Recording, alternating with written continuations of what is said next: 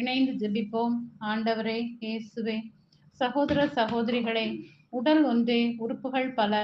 உடலின் உறுப்புகள் பலவாயினும் உடல் ஒன்றாய் இருப்பது போல் கிறிஸ்துவும் ஒன்றாக இருக்கிறார். ஏனெனில் யூதரானாலும் கிரேக்கரானாலும் அடிமைகள் ஆனாலும் உரிமை குடிமக்கள் ஆனாலும் நாம் எல்லாரும் ஒரே தூய ஆவியால் ஒரே உடலாய் இருக்கும்படி திருமுழுக்கு பெற்றோம். அந்த ஒரே ஆவியையே பானமாகவும் பெற்றோம் என்ற புனித பவுலடியார் வார்த்தைகளை இன்றைய வாசகத்தில் வாசிக்கிறேனே. நீர் கட்டியெழுப்பிய இந்த திருச்சபையில் பல பிரிவினைகளும் சச்சரவுகளும் கருத்து வேறுபாடுகளும் இருக்கும்.